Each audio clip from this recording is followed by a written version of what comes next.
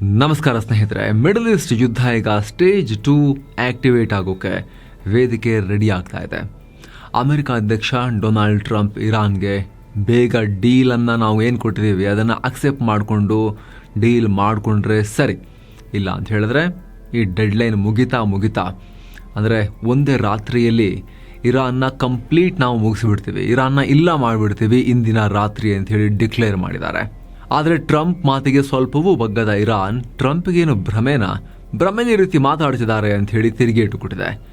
ಇದೆಲ್ಲದರ ಮಧ್ಯೆ ಇಸ್ರೇಲ್ ಇರಾನ್ನ ಎನರ್ಜಿ ಮತ್ತು ಮೂಲಸೌಕರ್ಯಗಳ ಮೇಲೆ ದಾಳಿ ಮಾಡೋಕೆ ಹೊಸ ಲಿಸ್ಟ್ ಒಂದನ್ನು ಅಪ್ರೂವ್ ಕೂಡ ಮಾಡಿದೆ.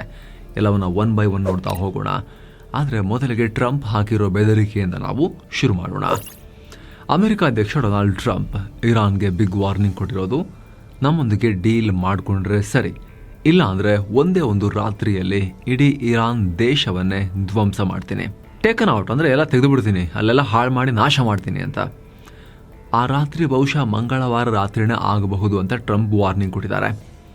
ವೈಟ್ ಹೌಸ್ನಲ್ಲಿ ಸುದ್ದಿಗೋಷ್ಠಿ ನಡೆಸಿದ ಟ್ರಂಪ್, ಇರಾನ್ ನಮ್ಮ ಡೀಲ್ಗೆ ಡಿಮಾಂಡ್ಗಳಿಗೆ ಒಪ್ಪದೆ ಹೋದರೆ ಭಾರೀ ಬೆಲೆಯನ್ನು ತೆರಬೇಕಾಗುತ್ತೆ ಅನ್ನೋ ವಾರ್ನಿಂಗ್ ಕೊಟ್ಟಿದ್ದಾರೆ. ಇರಾನ್ನ ಪ್ರತಿಯೊಂದು ಸೇತುವೆ, ಪವರ್ ಪ್ಲಾಂಟ್ಗಳನ್ನು ಧ್ವಂಸ ಮಾಡೋ ಪಕ್ಕಾ ಪ್ಲಾನ್ ನಮ್ಮ ಹತ್ರ ಇದೆ. ಕೇವಲ 4 ಗಂಟೆಯಲ್ಲಿ ಇರಾನ್ನ ಇಡೀ ಮೂಲಸೌಕರ್ಯವನ್ನು ಮಣ್ಣು ಪಾರು ಮಾಡ್ತೇವೆ. ಇರಾನ್ ಇನ್ನು ಮುಂದೆ ಯಾವತ್ತೂ ಇವುಗಳನ್ನು ಯೂಸ್ ಮಾಡೋಕ್ಕಾಗಬಾರ್ದು, ಆ ರೀತಿ ದಾಳಿ ಮಾಡ್ತೇವೆ. ಆದರೆ ಈ ಥರ ಮಾಡೋಕ್ಕೆ ನಮಗೆ ಇಷ್ಟ ಇಲ್ಲ, ಮನಸ್ಸಿಲ್ಲ. ಮತ್ತೆ ಅವುಗಳನ್ನೆಲ್ಲ ಕಟ್ಟೋಕೆ ಇರಾನ್ಗೆ 16 ವರ್ಷಗಳ ಟೈಮ್ ಬೇಕಾಗತ್ತೆ. ಸೊ ಸುಮ್ಮನೆ ಯಾಕೆ ಇಷ್ಟೆಲ್ಲ ಕಷ್ಟ, ಬನ್ನಿ ಡೀಲ್ ಮಾಡಿ ನಮ್ಮೊಟ್ಟಿಗೆ, ಇದರಿಂದ ತಪ್ಪಿಸ್ಕೊಳ್ಳಿ ಅಂತ ಇರಾನ್ಗೆ ಆಫರ್ ಕೊಡೋ ಥರ ಹೇಳಿದ್ದಾರೆ. ಅಲ್ಲದೆ ಕದನ ವಿರಾಮವನ್ನು ನಿರ್ಧಾರ ಮಾಡೋದು ನಾನು ಮಾತ್ರ, ಇರಾನ್ ಅಲ್ಲ ಅಂತ ಟ್ರಂಪ್ ಹೇಳಿದ್ದಾರೆ. ಆದರೆ ಅಮೆರಿಕದ ಈ ಕದನ ವಿರಾಮ ಪ್ರಸ್ತಾವನೆಯನ್ನು ಇರಾನ್ ಕಂಪ್ಲೀಟಾಗಿ ರಿಜೆಕ್ಟ್ ಮಾಡಿದೆ. ಪಾಕ್ ಮೂಲಕ ಈ ನಿರ್ಧಾರವನ್ನು ಅಮೆರಿಕಗೆ ಇರಾನ್ ಹೇಳಿದೆ. ನಮಗೆ ತಾತ್ಕಾಲಿಕ ಕದನ ವಿರಾಮ ಬೇಡ ಅಂತ ಇರಾನ್ ಸ್ಪಷ್ಟವಾಗಿ ಹೇಳಿದೆ. ಇದರ ಬದಲು 10 ಅಂಶಗಳ ಹೊಸ ಫಾರ್ಮುಲಾವನ್ನು ಅಮೆರಿಕ ಮುಂದೆ ಇರಾನ್ ಇಟ್ಟಿದ್ದಾರೆ. ನೀವೇನು ಹೇಳೋದು, ನಮ್ಮ ಹತ್ರ ಇದೆ ನೋಡಿ 10 ಪಾಯಿಂಟ್ ಪ್ರೋಗ್ರಾಮ್ ಅಂತ. ಲೆಬನಾನ್ ಹಾಗೂ ಗಾಜಾ ಸೇರಿ ಎಲ್ಲ ಕಡೆ ಯುದ್ಧವನ್ನು ಈ ಕೂಡಲೇ ನಿಲ್ಲಿಸಬೇಕು, ಹಾಗೆ ಮತ್ತೆ ಯುದ್ಧ ಶುರು ಆಗಲ್ಲ ಅನ್ನೋದಕ್ಕೆ ನಮಗೆ ಗ್ಯಾರಂಟಿ ಬೇಕು. ಅಲ್ಲದೆ ನಮ್ಮ ಮೇಲಿನ ಎಲ್ಲ ನಿರ್ಬಂಧಗಳನ್ನು ಹಿಂಪಡಿಬೇಕು ಅಂತ ಇರಾನ್ ಕಂಡೀಷನ್ ಹಾಕಿದೆ. ಅಷ್ಟೇ ಅಲ್ಲ, NPT ನಾನ್ ಪ್ರಾಲಿಫರೇಷನ್ ಟ್ರೀಟಿ ಒಪ್ಪಂದದ ಅಡಿಯಲ್ಲಿ ತನಗೆ ಅಣ್ವಸ್ತ್ರ ಹಕ್ಕುಗಳನ್ನು ಕೊಡಬೇಕು, ಜೊತೆಗೆ ಯುದ್ಧದಿಂದ ಆದ ಆರ್ಥಿಕ ನಷ್ಟಕ್ಕೆ ಪರಿಹಾರ ಕೊಡಬೇಕು ಅಂತ ಇರಾನ್ ಪಟ್ಟು ಹಿಡಿದಿದೆ ಅಂತ ರಿಪೋರ್ಟ್ ಆಗಿತ್ತು. ಅದಾದ ಕೆಲವೇ ಗಂಟೆಗಳಲ್ಲಿ ಅಮೆರಿಕ ಅಧ್ಯಕ್ಷ ಟ್ರಂಪ್ ಆ ಮಹತ್ವದ ಹೇಳಿಕೆಯನ್ನು ಕೊಟ್ಟಿದ್ದಾರೆ. ಡಿಸೈಡ್ ಮಾಡೋದು ನಾನು, ಸೀಸ್ ಫೈರ್ದು, ಟ್ರಂಪ್ ಇರಾನ್ ಅಲ್ಲ ಅಂತ ಹೇಳಿ ಟ್ರಂಪ್ ಮತ್ತೊಮ್ಮೆ ಗುಟುರು ಹಾಕಿದ್ದಾರೆ ವಾರ್ನಿಂಗ್ ಕೊಡೋ ಟೈಮ್ನಲ್ಲಿ. ಏನು, ಇರಾನ್ ಭಾಗಶಃ ಬಂದ್ ಮಾಡಿರೋ ಹಾರ್ಮುಜ್ ಜಲಸಂಧಿ ಓಪನ್ ಮಾಡೋ ಬಗ್ಗೆ ಕೂಡ ಟ್ರಂಪ್ ಮಾತನಾಡಿದ್ದಾರೆ. ಈ ಯುದ್ಧದಲ್ಲಿ ನಾವು ಗೆದ್ದಿದ್ದೀವಿ, ನಾವು ವಿನ್ನರ್ಸ್, ಇರಾನ್ ಸೇನಾಪಡೆಗಳು ಸೋತು ಸುಣ್ಣಾಗಿವೆ. ಹೀಗಿದ್ದಾಗ ನಾವು ಈ ಜಲಸಂಧಿ ಮೇಲೆ ಯಾಕೆ ಟೋಲ್ ಹಾಕಬಾರದು ಅಂತ ಟ್ರಂಪ್ ಪ್ರಶ್ನೆ ಮಾಡಿದ್ದಾರೆ. ಅಂದರೆ ಇರಾನ್ ಈ ರೀತಿ ಟೋಲ್ ಹಾಕ್ತಿದೆ ಅಂತ ಹೇಳಿ ಆಗ್ತಿತ್ತಲ್ಲ, ಅದಕ್ಕೆ ಟ್ರಂಪ್ ಈ ರೀತಿ ಪ್ರಶ್ನೆ ಮಾಡಿದ್ದಾರೆ. ಆದರೆ ಅದಾದ ಬಳಿಕ ಸ್ವಲ್ಪ ಸಾಫ್ಟ್ ಆದ ಟ್ರಂಪ್, ಹಾರ್ಮುಜ್ ಜಲಸಂಧಿಯನ್ನು ಮತ್ತೆ ಓಪನ್ ಮಾಡೋದು ನಮ್ಮ ಅತಿ ದೊಡ್ಡ ಪ್ರಯಾರಿಟಿ, ಆದ್ಯತೆ. ನಮಗೆ ಅಲ್ಲಿ ಯಾವುದೇ ನಿರ್ಬಂಧ ಇಲ್ಲದೆ ಫ್ರೀ ಟ್ರಾಫಿಕ್ ಬೇಕು, ಅದೇ ನಮ್ಮ ಈ ಒಪ್ಪಂದದ ಪ್ರಮುಖ ಭಾಗ ಆಗಿರುತ್ತೆ ಅಂತ ಹೇಳಿದ್ದಾರೆ. ಇದೇ ವೇಳೆ 2015ರ ಅಣ್ವಸ್ತ್ರ ಒಪ್ಪಂದದ ಬಗ್ಗೆ ಕೂಡ ಮಾತನಾಡಿರೋ ಟ್ರಂಪ್, ಒಂದು ವೇಳೆ ಅಮೆರಿಕ ಆ ಒಪ್ಪಂದದಲ್ಲೇ ಮುಂದುವರೆದಿದ್ರೆ ಇಷ್ಟೊತ್ತಿಗೆ ಆಲ್ರೆಡಿ ಇಸ್ರೇಲ್ ನಾಮಾವಶೇಷ ಆಗ್ತಾ ಇತ್ತು. ಇದೇ ಮಾತನ್ನು ನಾನು ಇಸ್ರೇಲ್ ಪ್ರಧಾನಿ ನೆತನ್ಯಾಹು ಅವರಿಗೂ ಹೇಳಿದ್ದೀನಿ ಅಂತ ಹೇಳಿದ್ದಾರೆ.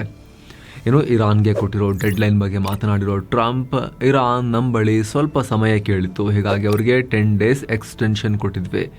ಈಸ್ಟರ್ ಹಬ್ಬದ ನಂತರ ಆಪರೇಷನ್ ಮಾಡೋಣ ಅಂತ ಸುಮ್ಮನಿದ್ವಿ.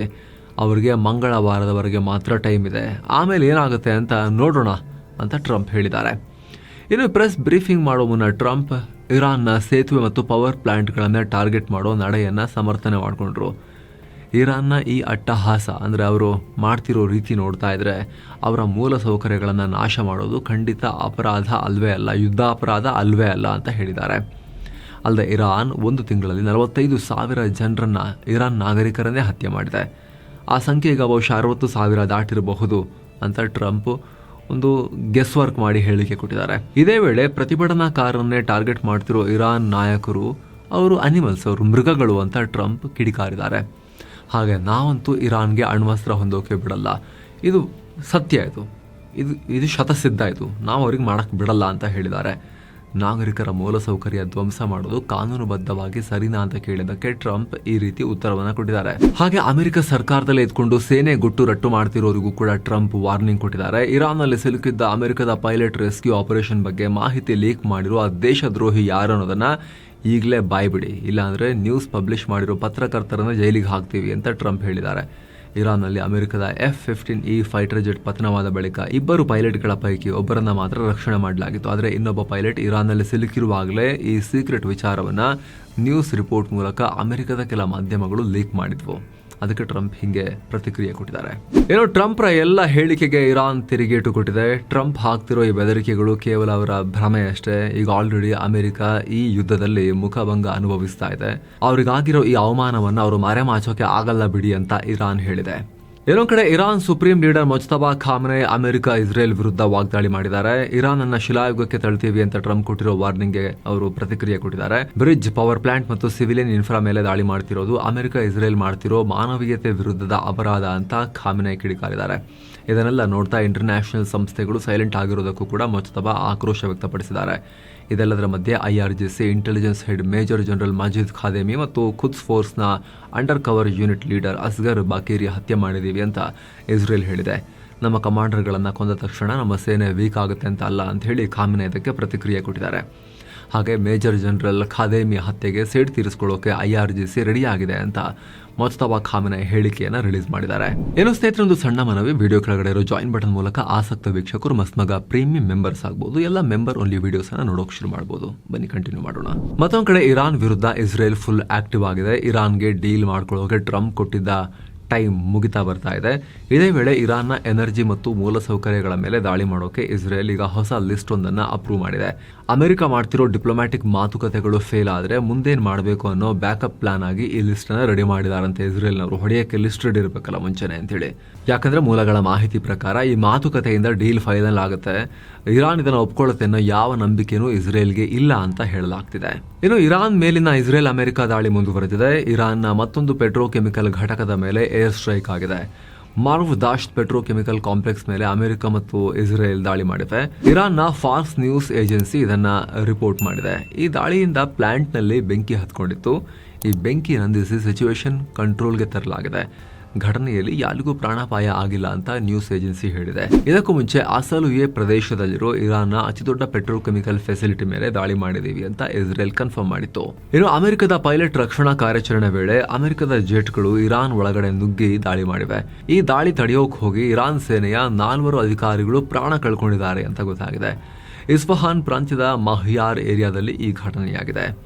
ಇನ್ನೊಂದು ಕಡೆ ಇರಾನ್ನ ಯಜ್ದ್ ಪ್ರಾಂತ್ಯದ ಅರ್ದಖನ್ ಹತ್ರ ಇರೋ ನ್ಯೂಕ್ಲಿಯರ್ ಪ್ಲಾಂಟ್ ಮೇಲೂ ಕೂಡ ಅಮೆರಿಕ ಇಸ್ರೇಲ್ ದಾಳಿ ಮಾಡಿವೆ. ಇಲ್ಲಿ ಯುರೇನಿಯಂ ಅದಿರನ್ನ ಯೆಲ್ಲೋ ಕೇಕ್ ಆಗಿ ಕನ್ವರ್ಟ್ ಮಾಡಲಾಗ್ತಾ ಇತ್ತು. ಇದು ನ್ಯೂಕ್ಲಿಯರ್ ಫ್ಯೂಲ್ ತಯಾರಿಸೋಕೆ ಬೇಕಾದ ಪ್ರಮುಖ ಮೆಟೀರಿಯಲ್. ಈ ದಾಳಿ ಬಗ್ಗೆ ಇರಾನ್ನ ಅಟಾಮಿಕ್ ಎನರ್ಜಿ ಆರ್ಗನೈಸೇಷನ್ ಕಿಡಿಕಾರಿದೆ. ಇದು ಅಂತಾರಾಷ್ಟ್ರೀಯ ನಿಯಮಗಳ ಸ್ಪಷ್ಟ ಉಲ್ಲಂಘನೆ ಅಂತ ಹೇಳಿದೆ. ಈ ರೀತಿ ಅಮೆರಿಕ ಇರಾನ್ ಬೆದರಿಕೆ ಪ್ರತಿ ಬೆದರಿಕೆ ಯಾರು ಜಗ್ಗದೇ ಇರೋ ಕಾರಣ ಕ್ರೂಡ್ ಆಯಿಲ್ ಪ್ರೈಸ್ನಲ್ಲಿ ಯಾವುದೇ ಕೂಲ್ ಆಫ್ ಕಾಣಿಸ್ತಾ ಇಲ್ಲ. $110 ಆಸುಪಾಸಲ್ಲೇ ಇತ್ತು. ಈ ವಿಡಿಯೋ ರೆಕಾರ್ಡ್ ಆಗೋ ಟೈಮ್ನಲ್ಲಿ ಬ್ರೆಂಟ್ ಕ್ರೂಡ್ ಆಯಿಲ್ ಪ್ರತಿ ಬ್ಯಾರಲ್ಗೆ.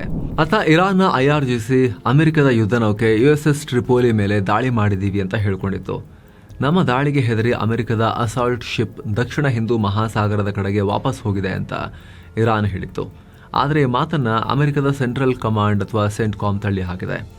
ನಮ್ಮ USS ಟ್ರಿಪೋಲಿ ಯುದ್ಧ ನೌಕೆ ಮೇಲೆ ಯಾವುದೇ ದಾಳಿ ಆಗಿಲ್ಲ. ಆ ಹಡಗು ಈಗಲೂ ಅರೇಬಿಯನ್ ಸಮುದ್ರದಲ್ಲೇ ಇದೆ. ಅಮೆರಿಕದ ಯುದ್ಧ ಕಾರ್ಯಾಚರಣೆಗೆ ಸಪೋರ್ಟ್ ಮಾಡ್ತಾ ಇದೆ ಅಂತ ಅಮೆರಿಕನ್ ಮಿಲಿಟರಿ ಕ್ಲಾರಿಟಿ ಕೊಟ್ಟಿದೆ. ಮತ್ತೊಂದು ಕಡೆ ಇಸ್ರೇಲ್ ಮೇಲೆ ಇರಾನ್ ಮತ್ತದರ ಪ್ರಾಕ್ಸಿಗಳ ದಾಳಿ ಕಂಟಿನ್ಯೂ ಆಗಿದೆ. ಇಸ್ರೇಲ್ ಸೇನೆ ಮತ್ತು ಅಲ್ಲಿನ ನಗರಗಳ ಮೇಲೆ ನಾವು ದಾಳಿ ಮಾಡಿದ್ದೀವಿ ಅಂತ ಹಿಜ್ಬುಲ್ಲಾ ಹೇಳ್ಕೊಂಡಿದೆ.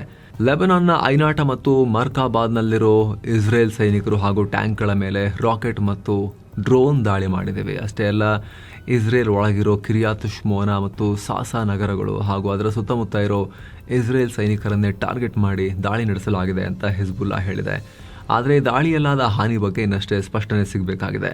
ಮತ್ತೊಂದು ಕಡೆ ದಕ್ಷಿಣ ಲೆಬನಾನ್ ಒಳಗಡೆ ಇಸ್ರೇಲ್ನ ಕಾರ್ಯಾಚರಣೆಗಳು ಮಿಲಿಟರಿ ಆಪರೇಷನ್ಸ್ ದಾಳಿ ಮುಂದುವರೆದಿದೆ. ಟೈರ್ ದೆಬ್ಬಾ ಅನ್ನೋ ಪ್ರದೇಶದ ಮೇಲೆ ಇಸ್ರೇಲ್ ಪಡೆಗಳು ದಾಳಿ ಮಾಡಿದ ಪರಿಣಾಮ 3 ಮೃತಪಟ್ಟಿದ್ದಾರೆ. ಮಾರಕ ಪ್ರದೇಶದ ಮೇಲೂ ಕೂಡ ಇಸ್ರೇಲ್ನ ಯುದ್ಧ ವಿಮಾನಗಳು ಸ್ಫೋಟಕಗಳನ್ನು ಸುರಿದಿವೆ. ಈ ದಾಳಿಯಲ್ಲೂ ಕನಿಷ್ಠ 2 ಗಂಭೀರವಾಗಿ ಗಾಯಗೊಂಡಿದ್ದಾರೆ. ಇನ್ನು ಲಿಟಾನಿ ನದಿಯ ಉತ್ತರ ಭಾಗದಲ್ಲಿರೋ ನಬಾತೆ ಜಿಲ್ಲೆಯನ್ನು ಸಂಪೂರ್ಣವಾಗಿ ಬಫರ್ ಝೋನ್ ಮಾಡೋಕೆ ಇಸ್ರೇಲ್ ಪ್ಲಾನ್ ಮಾಡಿದೆ. ಹೀಗಾಗಿ ಈ ಭಾಗದ 41 ಹಳ್ಳಿಗಳು ಮತ್ತು ಪಟ್ಟಣಗಳ ಜನರಿಗೆ ತಕ್ಷಣವೇ ಅಲ್ಲಿಂದ ಜಾಗ ಖಾಲಿ ಮಾಡಿ ಅಂತ ಇರಾನ್ ಎಚ್ಚರಿಕೆ ಕೊಟ್ಟಿದೆ. ಅತ್ತ ಟೈರ್ ನಗರದ ಮೇಲೂ ಕೂಡ ಇಸ್ರೇಲ್ ಸೇನೆ ವಿಮಾನದ ಮೂಲಕ ಕರಪತ್ರಗಳನ್ನು ಸುರಿದಿದೆ. ತಕ್ಷಣ ಇಡೀ ನಗರವನ್ನು ಖಾಲಿ ಮಾಡಬೇಕು, ಇಲ್ಲಾಂದರೆ ಬಲವಂತವಾಗಿ ನಾವೇ ಆಚೆ ಹಾಕಬೇಕಾಗತ್ತೆ ನಿಮ್ಮನ್ನು ಅನ್ನೋ ವಾರ್ನಿಂಗ್ ಕೊಟ್ಟಿದ್ದಾರೆ ಇಸ್ರೇಲ್ನವರು. ಸುಮಾರು 25,000 ಜನ ಉಳ್ಕೊಂಡಿದ್ದಾರೆ ಆ ಸಿಟಿಯಲ್ಲಿ. ಈಗ ಅವ್ರಿಗೂ ಕೂಡ ಈ ರೀತಿ ಇಸ್ರೇಲ್ ವಾರ್ನಿಂಗ್ ಕೊಟ್ಟಿದೆ. ಇನ್ನು ದೇಶದಲ್ಲಿ ಇಂಧನ ಪೂರೈಕೆಗೆ ಸ್ವಲ್ಪ ಹೊಡೆತ ಬೀಳೋ ಲಕ್ಷಣ ಕಾಣಿಸ್ತಾ ಇದೆ ಈಗ. ಯಾಕಂದರೆ ಒಂದು ಪ್ರಮುಖ ರಿಫೈನರಿ ಈಗ ಸ್ವಲ್ಪ ಶಟ್ ಡೌನ್ ಆಗ್ತಾ ಇದೆ ಮೇಂಟೆನೆನ್ಸ್ಗೋಸ್ಕರ. ಏನಾಗ್ತಿದೆ ಅಂತ ಹೇಳಿದ್ರೆ ಇಲ್ಲಿ ಸುಮಾರಷ್ಟು ರಿಫೈನರಿಗಳು ಈ ಬೇಡಿಕೆ ಜಾಸ್ತಿ ಇದೆ ಅನ್ನೋ ಕಾರಣಕ್ಕೋಸ್ಕರ, ಶಾರ್ಟೇಜ್ ಬೇರೆ ಇದೆ ಅನ್ನೋ ಕಾರಣಕ್ಕೋಸ್ಕರ ಮೇಂಟೆನೆನ್ಸ್ ಮುಂದೂಡಿ ಕೆಲಸ ಮಾಡ್ತಾನೆ ಇದ್ದಾವೆ. ಆದರೆ ಈ ನಯಾರ ಇದೆಯಲ್ಲ, ನಯಾರದವ್ರದ್ದು ಸ್ವಲ್ಪ ಈಗ ಏಪ್ರಿಲ್ 9ರಿಂದ ಈ ವಾಡಿನಾರ್ ರಿಫೈನರಿಯನ್ನು ಅವರು ಮೇಂಟೆನೆನ್ಸ್ಗೋಸ್ಕರ ಶಟ್ ಡೌನ್ ಮಾಡಲೇಬೇಕಾಗಿರೋ ಪರಿಸ್ಥಿತಿ ಬರ್ತಾ ಇದೆ. ಈ ರಿಫೈನರಿಯಲ್ಲಿ ಪ್ರತಿದಿನ 4 ಲಕ್ಷ ಬ್ಯಾರಲ್ ಆಯಿಲ್ ರಿಫೈನ್ ಆಗುತ್ತೆ. ಇದೀಗ ಶಟ್ ಡೌನ್ ಆಗೋದ್ರಿಂದ LPG ಗ್ಯಾಸ್ ಸಪ್ಲೈಗೆ ಸ್ವಲ್ಪ ಪ್ರೆಷರ್ ಆಗಬಹುದು ಅಂಥೇಳಿ ಕೇಂದ್ರ ಸರ್ಕಾರವೇ ಮಾಹಿತಿ ಕೊಟ್ಟಿದೆ. ಕೇಂದ್ರ ಪೆಟ್ರೋಲಿಯಂ ಸಚಿವಾಲಯದ ಜಾಯಿಂಟ್ ಸೆಕ್ರೆಟರಿ ಸುಜಾತಾ ಶರ್ಮಾ ಇದರ ಬಗ್ಗೆ ಮಾಹಿತಿ ಕೊಟ್ಟಿದ್ದಾರೆ. ಇವ್ರದ್ದು ಕೂಡ ಕಳೆದ ವರ್ಷವೇ 1 ತಿಂಗಳ ಕಾಲ ಮೇಂಟೆನೆನ್ಸ್ಗೋಸ್ಕರ ಶಟ್ ಡೌನ್ ಆಗಬೇಕಾಗಿತ್ತು. ಆದರೆ ಯುರೋಪಿಯನ್ ಒಕ್ಕೂಟ ಹಾಕಿದ್ದ ಸ್ಯಾಂಕ್ಷನ್ಸ್ ಅಥವಾ ನಿರ್ಬಂಧಗಳಿಂದಾಗಿ ಅವರಿಗೆ ಮೇಂಟೆನೆನ್ಸ್ಗೆ, ರಿಪೇರಿ ಕೆಲಸಗಳಿಗೆ ಬೇಕಾದ ವಸ್ತುಗಳು ಸರಿಯಾಗಿ ಸಿಕ್ಕಿರಲಿಲ್ಲ. ಹಾಗಾಗಿ ಮುಂದೂಡಿಕೆ ಮಾಡಲಾಗಿತ್ತು. ಈಗ ಮೇಂಟೆನೆನ್ಸ್ಗೆ ಹೋಗ್ತಾ ಇದೆ ಇದು ಅಂತ. ಇನ್ನು ಇರಾನ್ ಯುದ್ಧ ಬ್ರಿಕ್ಸ್ ಒಕ್ಕೂಟವನ್ನು ಕೂಡ ಅಲುಗಾಡಿಸ್ತಾ ಇದೆ. ಭಾರತದಲ್ಲಿರೋ ಇರಾನ್ ರಾಯಭಾರಿ ಮೊಹಮ್ಮದ್ ಫತಾಲಿ ಅಮೆರಿಕ ಮತ್ತು ಇಸ್ರೇಲ್ ಮಾಡ್ತಿರೋ ಈ ಯುದ್ಧ ಕ್ರಿಮಿನಲ್ ಕೆಲಸ, ಅದನ್ನು ಬ್ರಿಕ್ಸ್ ರಾಷ್ಟ್ರಗಳು ಒಟ್ಟಾಗಿ ಖಂಡಿಸಬೇಕು ಅಂತ ಡಿಮಾಂಡ್ ಮುಂದಿಟ್ಟಿದ್ದಾರೆ. ಸದ್ಯಕ್ಕೆ ಬ್ರಿಕ್ಸ್ ಗುಂಪಿನ ಅಧ್ಯಕ್ಷ ಸ್ಥಾನ ಭಾರತದ ಕೈಯಲ್ಲಿದೆ. ಇರಾನ್ 2024ರ ಸ್ಟಾರ್ಟಿಂಗ್ನಲ್ಲಿ ಈ ಬ್ರಿಕ್ಸ್ಗೆ ಸೇರಿತ್ತು. ಆದರೆ ಇರಾನ್ ಯುದ್ಧದ ಬಗ್ಗೆ ಇಡೀ ಬ್ರಿಕ್ಸ್ ಗುಂಪು ಸದ್ಯಕ್ಕೆ ಸೈಲೆಂಟ್ ಆಗಿದೆ. ಯಾಕಂದರೆ ಬ್ರಿಕ್ಸ್ ಒಳಗಡೆನೆ ಎಲ್ಲ ಸದಸ್ಯ ರಾಷ್ಟ್ರಗಳ ನಿಲುವು ಒಂದೇ ಥರ ಇಲ್ಲ, ಬೇರೆ ಬೇರೆ ಇದೆ. ಚೈನಾ ಮತ್ತು ರಷ್ಯಾ ರಾಷ್ಟ್ರಗಳು ಇರಾನ್ ಪರವಾಗಿ ನಿಂತು ಅಮೆರಿಕ ಇಸ್ರೇಲನ್ನು ವಿರೋಧಿಸ್ತಿವೆ. ಆದರೆ ಇಲ್ಲಿ UAE ಇರಾನನ್ನೇ ಟೀಕಿಸ್ತಾ ಇದೆ. ಯಾಕಂದರೆ ಗಲ್ಫ್ ರಾಷ್ಟ್ರಗಳ ಮೇಲೆಲ್ಲ ಇರಾನ್ ದಾಳಿ ಮಾಡ್ತಿದೆಯಲ್ಲ, ಅದನ್ನು UAE ವಿರೋಧಿಸ್ತಾ ಇದೆ. ಮತ್ತೊಂದು ಕಡೆ ಭಾರತ ಮತ್ತು ಈಜಿಪ್ಟ್, ಅಮೆರಿಕ, ಇರಾನ್ ಎರಡೂ ಕಡೆ ರಿಲೇಷನ್ಸನ್ನು ಬ್ಯಾಲೆನ್ಸ್ ಮಾಡ್ಕೊಂಡು ಹೋಗ್ತಿವೆ. ಈಗ ಇಲ್ಲಿ ಅಧ್ಯಕ್ಷ ಸ್ಥಾನ ಭಾರತದ ಕೈಯಲ್ಲಿರೋದ್ರಿಂದ ಭಾರತ ಒಂದು ನಿರ್ಧಾರಕ್ಕೆ ಬರೋ ಒತ್ತಡ ಕ್ರಿಯೇಟ್ ಆಗಿದೆ. ಹೀಗಾಗಿ ಇದನ್ನು ಹೇಗೆ ಹ್ಯಾಂಡಲ್ ಮಾಡುತ್ತೆ ಭಾರತ ಅನ್ನೋ ಕುತೂಹಲ ಇದೆ. ಇನ್ನು ಇರಾನ್ ಗಲ್ಫ್ ರಾಷ್ಟ್ರಗಳ ಮೇಲೆ ಮಾಡ್ತಾ ಇರೋ ದಾಳಿಯನ್ನ ಕತರ್ ನೇರವಾಗಿ ಖಂಡಿಸಿದೆ. ಕತರ್ ವಿದೇಶಾಂಗ ಸಚಿವ Sheikh Mohammed bin Abdul Rahman Al Thani Iran ವಿದೇಶಾಂಗ ಸಚಿವ ಅಬ್ಬಾಸ್ ಅರಾಕ್ಚಿಗೆ ಕಾಲ್ ಮಾಡಿ ಮಾತನಾಡಿದ್ದಾರೆ. ಈ ವೇಳೆ ಯುದ್ಧ ನಿಲ್ಲಿಸೋಕೆ ಡಿಪ್ಲೊಮ್ಯಾಟಿಕ್ ಮಾತುಕತೆ ಒಂದೇ ಪರಿಹಾರ ಅಂತ ಹೇಳಿದ್ದಾರೆ. ಹಾಗೆ ಇರಾನ್ ಗಲ್ಫ್ ರಾಷ್ಟ್ರಗಳು ಮತ್ತು ಕತರ್ ಮೇಲೆ ಮಾಡ್ತಿರೋ ದಾಳಿಯನ್ನು ಕಟುವಾಗಿ ವಿರೋಧಿಸಿದೆ. ಯಾವುದೇ ಪರಿಸ್ಥಿತಿಯಲ್ಲಿ ಯಾರೇ ಆದರೂ ಕೂಡ ಸಾರ್ವಜನಿಕ ಆಸ್ತಿ ಮೇಲೆ ದಾಳಿ ಮಾಡೋದನ್ನು ಒಪ್ಕೊಳ್ಳೋಕೆ ಆಗೋದಿಲ್ಲ ಅಂತ ಕತರ್ನವರು ಹೇಳಿದ್ದಾರೆ. ಸೊ ಸ್ನೇಹಿತರೆ, ಇದಾಗಿತ್ತು ಇಲ್ಲಿ ತನಕದ ಎಲ್ಲ ಮಿಡಲ್ ಈಸ್ಟ್ನ ಯುದ್ಧ ಹಾಗೂ ಅದಕ್ಕೆ ಸಂಬಂಧಪಟ್ಟ ಅದರ ಸುತ್ತಮುತ್ತಲಿನ ಅಪ್ಡೇಟ್ಸನ್ನು ನಿಮಗೆ ತಲುಪಿಸುವಂಥ ಪ್ರಯತ್ನ. ಮುಂದೆ ಕೂಡ ಟೈಮ್ಲಿ ಆಗಿ ನಿಮಗೆ ಮಾಹಿತಿಯನ್ನು, ವೆರಿಫೈಡ್ ಮಾಹಿತಿಯನ್ನು ತಲುಪಿಸುವಂಥ ಪ್ರಯತ್ನವನ್ನು ಮುಂದುವರಿಸ್ತಾನೆ ಇರ್ತೀವಿ. ದಯವಿಟ್ಟು ಸಬ್ಸ್ಕ್ರೈಬ್ ಮಾಡಿ. ಹಾಗೆ ವಿಡಿಯೋ ಕೆಳಗಡೆ ಇರೋ ಜಾಯಿನ್ ಬಟನ್ ಮೂಲಕ ಆಸಕ್ತ ವೀಕ್ಷಕರು ಮಸ್ತ್ ಮಗ ಪ್ರೀಮಿಯಂ ಮೆಂಬರ್ಸ್ ಆಗ್ಬೋದು, ಆಗಲೇ ಹೇಳಿದ ಹಾಗೆ. Thank you so much. ಮತ್ತೆ ಭೇಟಿ ಆಗ್ತಿರೋಣ. ನಮಸ್ಕಾರ.